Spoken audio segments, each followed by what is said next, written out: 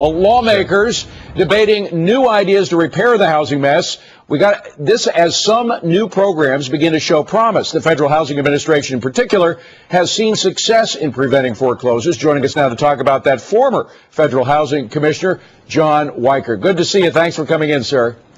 Thank you for having me on. So what do you think of this new plan to sort of expand the influence and the capacity of the FHA? Well, I don't think it expands the capacity of the FHA. There's legislation to put FHA in the subprime mortgage business, and I don't think that's going to help FHA or help home buyers over time. Why would it not? Because those were bad loans to begin with. And putting FHA insurance behind them simply means that taxpayers are backing those loans instead of home buyers. Also, of course, you're increasing the amount of people who become dependent on the government. Well, FHA has been around for over 70 years, and it's helped a lot of people buy their first home.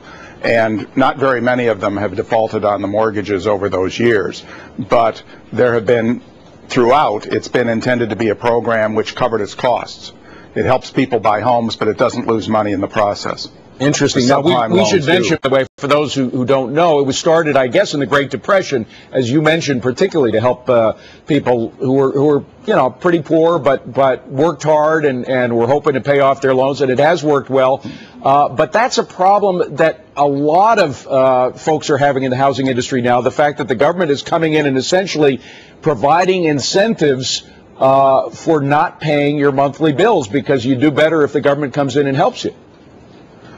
Well, the main thing that FHA has done to help people stay in their homes is a program that has been in place for about 10 years and has also worked very well. If you were a good risk to begin with, and an FHA loan is underwritten to try to make sure it's a good risk, and you've run into some temporary problem, then FHA will require the lender to work with you to see if you can work out a change in the payment schedule that'll give you a chance to catch up. And when I was FHA commissioner, a good half of the people in that program did catch up within a year and were current on their mortgage. They didn't lose their home. FHA didn't have to pay a mortgage claim. The taxpayer didn't have to pay a mortgage claim through FHA, and they were in good shape. That program has continued to grow, and it's still working. But they have to be good loans. Last year, let's give specific numbers. Last year, the FHA Insurance Fund paid $158.6 million in incentives to keep lenders from foreclosing on mortgages. More than 6 in 10 homeowners who defaulted on FHA-insured loans were able to stay in their houses. This is up from 3 in 10 in 2000. So that kind of explains how this thing has ballooned, the number of homes that are helped out in foreclosures through FHA. Right, and the number of families who stay in their homes. 6 out of 10 staying in their homes means 6 out of 10 don't lose their home, and means FHA doesn't pay a claim which averages about $100,000 on those homes.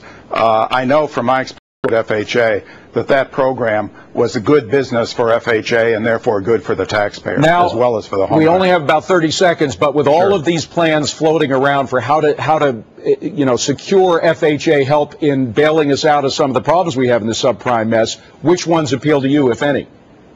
Well, I think the best idea is still to help people who are decent risks if they can get a 30-year fixed loan at the market rate of about 6% or so. And that's what FHA has been trying to do since last August, and they've helped about 150,000 families that way so far. And that helps people bring down their loan from 10% to 6%, and people can make that payment who can't make the 10%. Understood. John Weicher, thank you very much for coming in, sir. Appreciate it. Thank you. Good to see you. Well, so much